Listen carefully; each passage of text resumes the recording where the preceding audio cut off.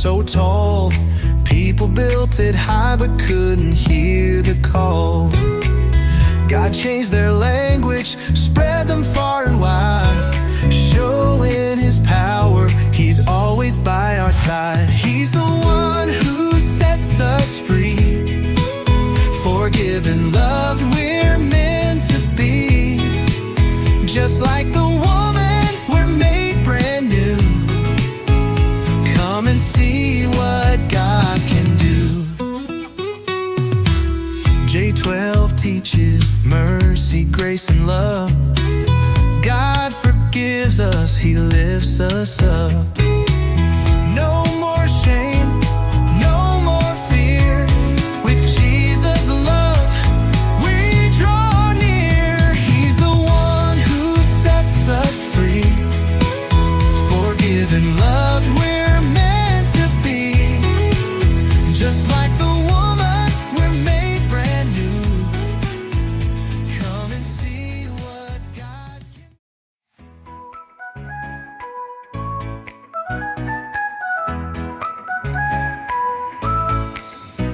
Wake up early, start your day. Join us on Zoom, come what may. Monday to Friday, 5:30 a.m. God's Word will guide you again and again. Come and learn, let's grow in grace. Biblical truths to change your space. From 5:30 to 7, let's rise and shine. Transform your life, God's Word is divine. Click na ko ng 2 Corinthians chapter 6, verse 16 to 18. Kaya maman yung promise ni Lord. Tingnan din ni, I will dwell in them and walk among them, and I will be their God, and they shall be my people. Therefore come out from the midst and be separate, says the Lord, and do not touch what is unclean, and I will come you. I will be a father to you, and you shall be sons and daughters to me, says the Lord Almighty. Okay? So, mo ni siya ang promise niya tag sa ato sa Ginoo. But, naayod tayo kailangan ba ito? Having these promises are ours, what should we do? So, today atong unang buhaton. So, the very first thing na dapat nato buhaton is kailangan nato limpyuhan nato atong kasing-kasing. Start your day with a heart that's true. Tune in on Spotify, God's Word for you. Biblical truths to guide your way. Transform your life with what we say. Subscribe now, don't wait, don't miss. Morning devotionals, pure bliss. Learn and grow, let's rise and shine. God's Word will change your heart and mind. So listen close and you will see the transformation that sets you free. Subscribe now, don't wait, don't miss. Morning devotionals, pure bliss.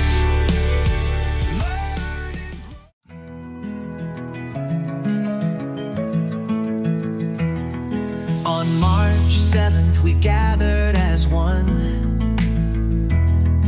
In the presence of God, the victory's begun.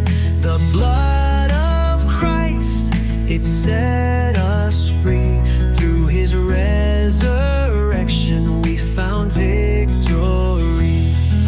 The Holy Spirit, our guide so true, renewing our hearts, making all things new. In Devo's grace we felt His love.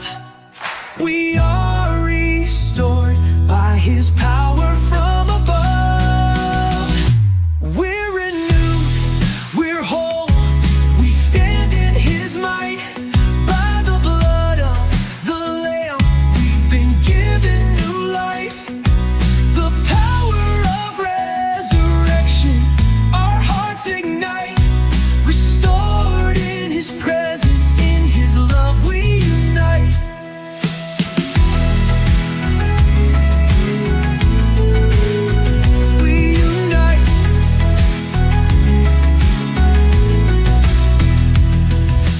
3 days we prayed, for 3 days we rose.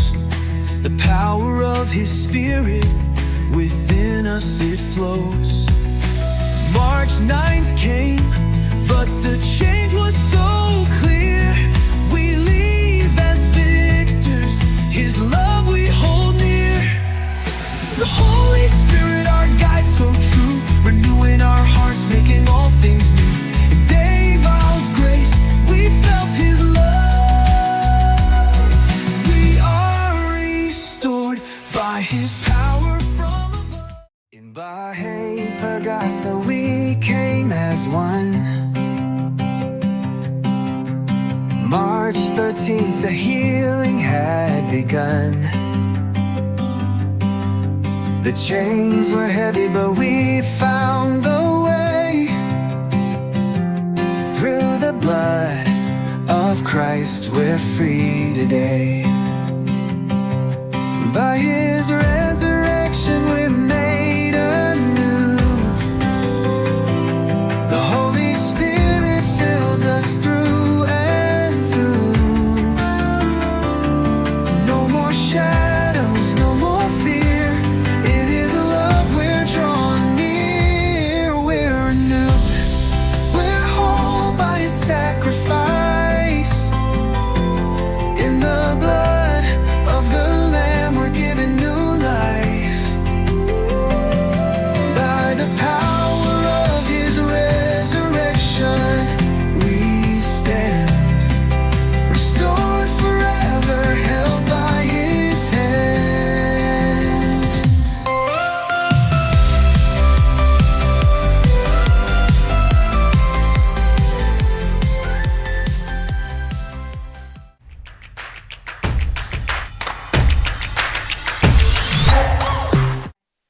Mayong buntag sa tanan, ako si Wela Bana ni Jun Sato.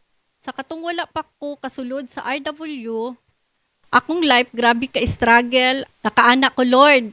Nganong mani dako ba kayo kog sa imuha, nganong gitagaan man ko nimo og lalaki nga grabe kaayo nako pag-antos.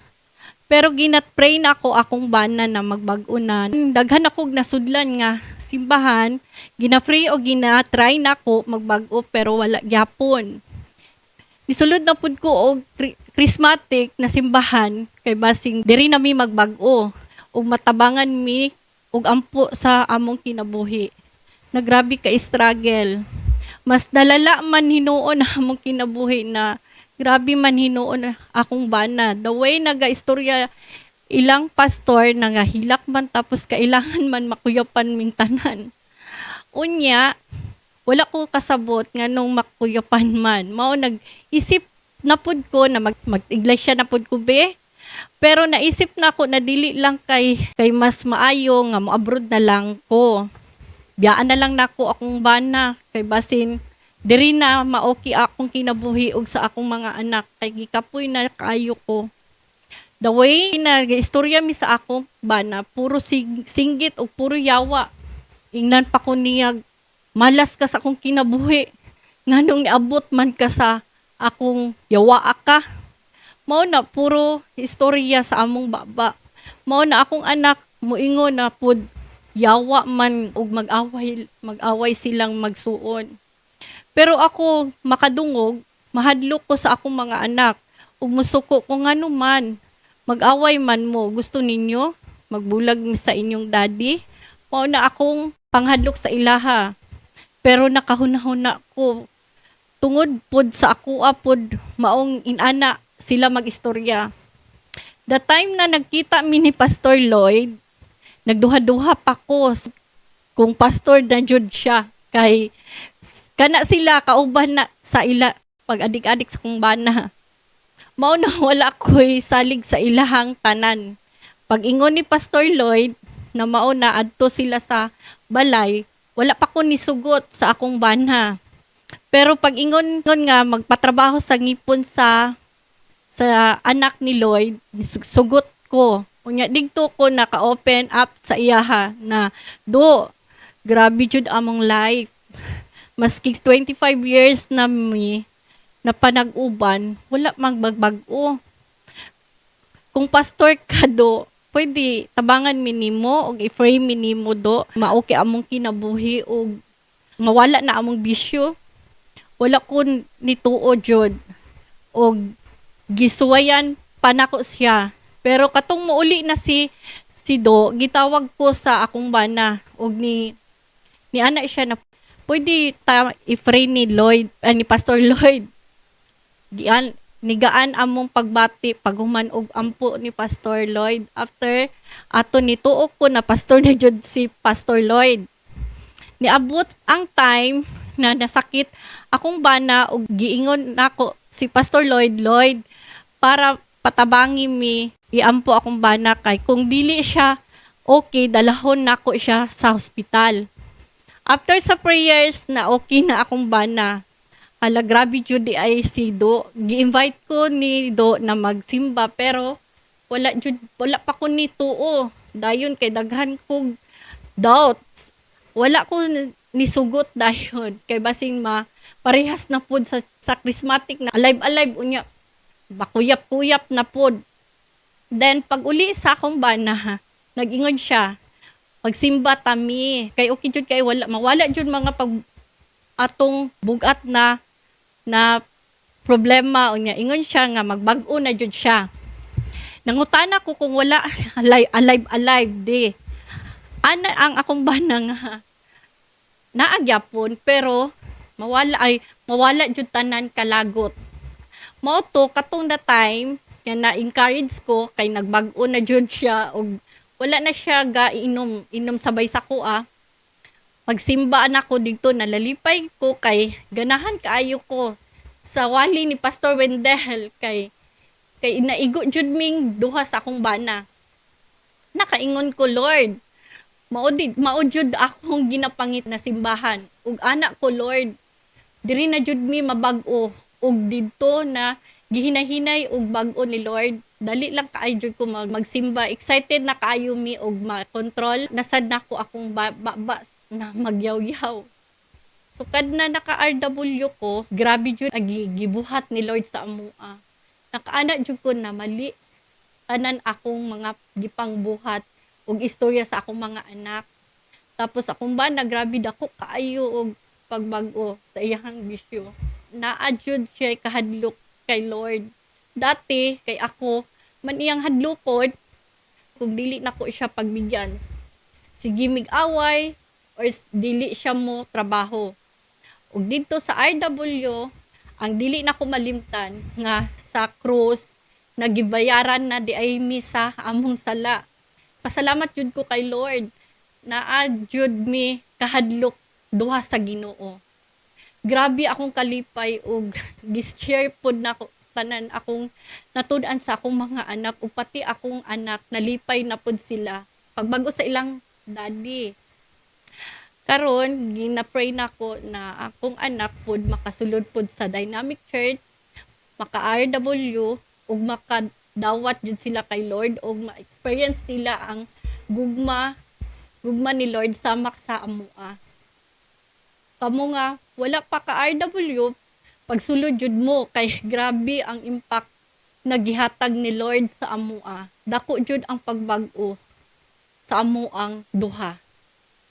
Ako day si Jun Sato, bana ni Willa, pito among anak.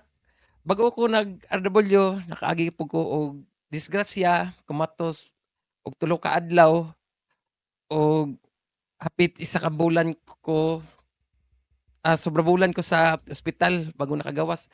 Kanang higayon na dahantang dito sa ospital nakadamgo ko og hagdanan nga puti nya sa ibabaw portahan na puti. Wala ko ni saka sa akong damgo kay naa pa ko'y ginapaabot pero katong tao nga saka dito sa hagdanan ingon nga mosaka ko kay bisag masirad-an. Pero wala ko ni saka kay naa pa ko'y gipaabot. Sobra bulan po ko sa ospital anang higayon na. Og sa akong pangwarta, nagtuo ko nagiblis ko sa Ginoo pero mao ito yung paagi sa demonyo nga maka-drugs ko, makakuan ko sa akong bisyo nga di maayo.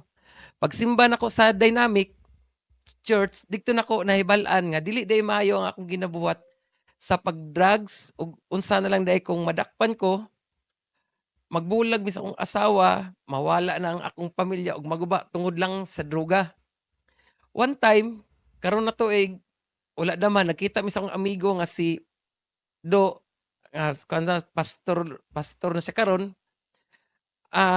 Nakita mi sa DCLA unya wala pa mi nagisgot nga pastor na siya. Among gisgutan, bahin sa ngipon sa iyang anak nga iyang ipatrabaho.